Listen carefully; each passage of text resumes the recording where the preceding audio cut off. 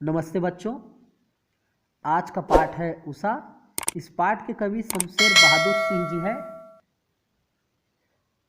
उषा का आशय होता है सूर्योदय से पूर्व प्रकाशमान आभा को ही उषा काल कहते हैं, अर्थात सूर्य के उदय होने से पूर्व कुछ समय जो पहले वातावरण में मंद प्रकाश होता है वह ही उषा काल कहलाता है।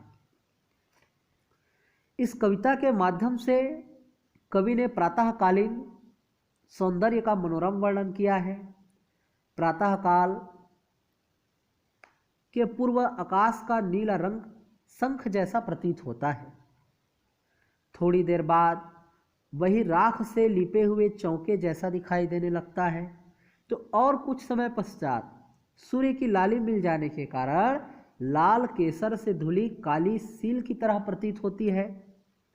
तो ऐसा लगता है जैसे काले रंग के स्लेट पर लाल खड़िया का चाक रगड़ दिया गया हो। तो कुछ समय बाद सूर्य का प्रकाश जब स्पष्ट रूप से दिखाई देने लगता है तो ऐसा लगता है कि आकाश पूर्ण रूप से स्वच्छ हो गया है और उस स्वच्छ आकाश में, उस नीले आकाश में, उस नीले पानी वाले आकाश में कोई स्त्री जो सुंदर है, गोरी है, वह प्रकाशित हो रही हो।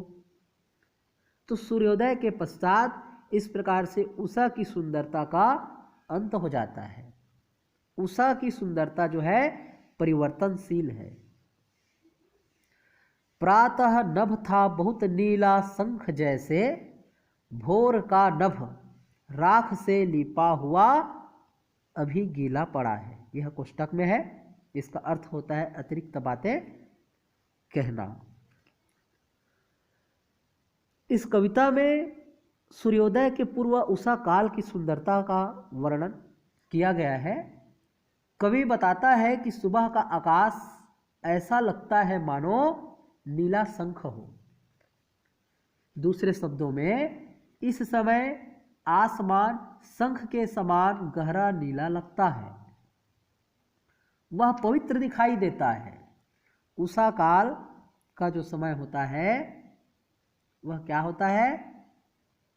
प्रकृति के जगने का समय होता है। प्रकृति जग जाती है और इस प्रकृति में, प्रकृति के साथ जो प्राणी जगते हैं वो स्फूर्ति, ऊर्जा, उत्साह का अनुभव करते हैं। उनकी जिंदगी लंबी हो जाती है। जो विद्यार्थी इस उषा काल में पढ़ते हैं उनकी एकाग्रता बनती है। वो जो भी पढ़ते हैं वो उसे भूलते नहीं है। इसीलिए यह जो वातावरण है वह क्या वातावरण है? पवित्र वातावरण है। पवित्र दिखाई देता है और वातावरण में नमी होता है। सुबह सुबह आकाश ऐसा लगता है मानो राख से लिपा हुआ कोई चौका है। चौका यानी रसोई घर। तो सुबह सुबह आकाश ऐसा लगता है मानो राख से लिपा हुआ कोई चौका है। यह चौका नमी के कारण गीला लगता है। किसके कारण? नमी के कारण क्या लगता है? गीला लगता है।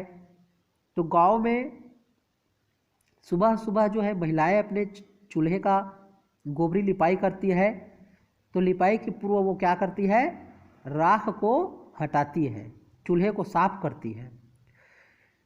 फिर भी राख का कुछ अंश वहाँ पर होने के कारण गोबरी जब लिपाई किया जाता है तो वहाँ पर राख के कुछ अंश होने के कारण गोबरी लिपाई से वहाँ पर नमी उत्पन्न होती है और नमी से वहाँ पर गीला लगता है।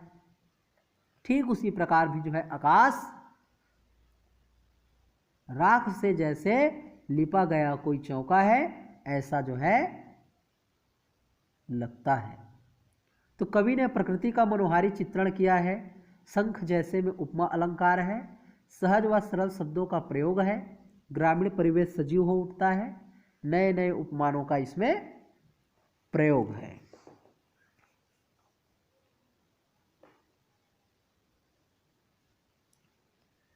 बहुत काली सिल जरा से लाल केसर, कि जैसे धुल गई हो स्लेट पर या लाल खड़ी या चाक, मल दी हो किसी ने। सिल मसाला पीसने के लिए घरों में प्रयोग किया जाने वाला पत्थर है। केसर एक विशेष प्रकार का फूल है। मल देना यानी लगा देना। प्रस्तुत कविता में कवि ने सूर्योदय से पूर्व आकाश की सुंदरता का सुंदर वर्णन किया है। कवि प्रातःकालीन आकाश का वर्णन करते हुए कह रहे हैं कि सूर्य क्षितिज से ऊपर उठता है। क्षितिज यानी जहाँ पर धरती और आसमान मिलते हैं। तो सूर्य क्षितिज से ऊपर उठता है तो हल्की लालिमा रोशनी फैल जाती है। वातावरण में क्या होता है, जब सूर्य क्षितिज से ऊपर उठता है तो हल्के हल्के रोशनी और लालिमा फैल जाती है। ऐसा लगता है कि काले रंग की सील को, अभी हम ऊपर में पढ़े कि सूर्योदय के पूर्व नीला आकाश है ना, जो आसमान है वो क्या है, नीले रंग का है, गहरा। तो जब क्षितिज पर सूर्य जब क्या है ऊपर की ओर बढ़ता है तो पूरा वातावरण में क्या हो जाता है, लालिमा ली हुई रोशनी फैल जाती है। तो ऐसा लगता है कि काले रंग की सील को लाल केसर से धो दिया गया है।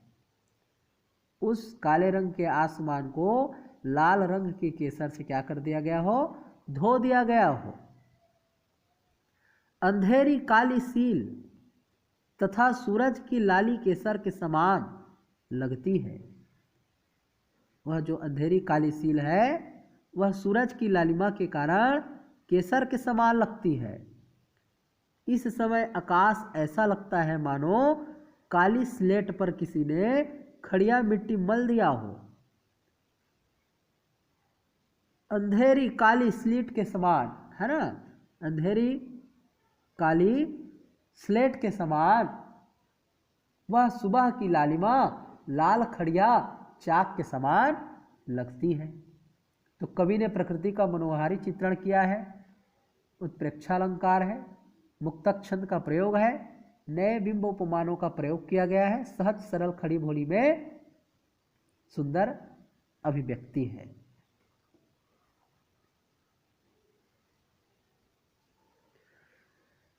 नील जल में या किसी की गौर झिलमिल देह जैसे हिल रही हो और जादू टूटता है उस उषा का अब सूर्योदय हो रहा है।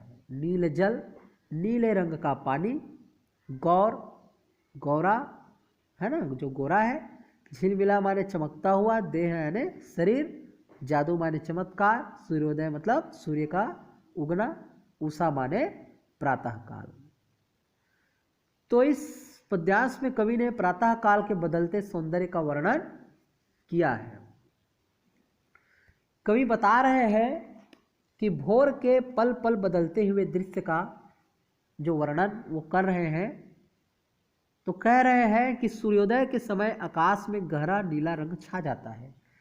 जब सूर्य उदय होता है तो आकाश में गहरा नीला रंग छा जाता है। सूर्य की सफेद आभा दिखाई देने लगती है ना। सूर्य क्या है, आभा माने चमक, सूर्य की सफेद आभा दिखाई देने लगती है। ऐसा लगता है मानो नीले जल में जो आकाश है वो क्या है, नीले रंग का है, और जो सूर्य है वो क्या दिखाई दे रहे हैं, सफेद रंग में, सफेद आभा में दिखाई देने है ना लगते हैं। तो ऐसा लगता है मानो नीले जल में किसी गोरी सुंदरी की देह हिल रही हो।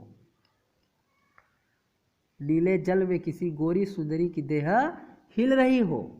धीमी हवा व नमी के कारण, धीमी क्या है, हवा है, सुबह के समय जो हवा है वो क्या होता है, धीरे धीरे धीरे बहने लगता है, चलने लगता है, और सुबह के समय में नमी होता है। तो सूर्य का प्रतिबिंब उस धीमी हवा और नमी वातावरण के कारण हिलता सा प्रतीत होता है।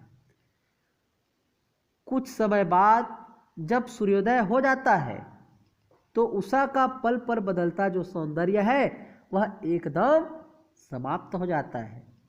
जब पूर्ण रूप से सूर्य उदय हो जाता है तो उषा काल का जो समय है वह समाप्त हो जाता है और इस प्रकार उषा काल का जो जादू है वो खत्म हो जाता है।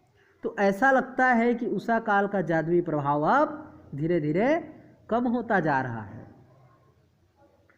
कवि ने उषा का सुंदर दृश्य बिंब प्रस्तुत किया है। माधुर्य गुण है, नील जल में हिल रही हो में उत्प्रेक्षालंकार है, सरल भाषा का प्रयोग है, मुक्तक छंद है।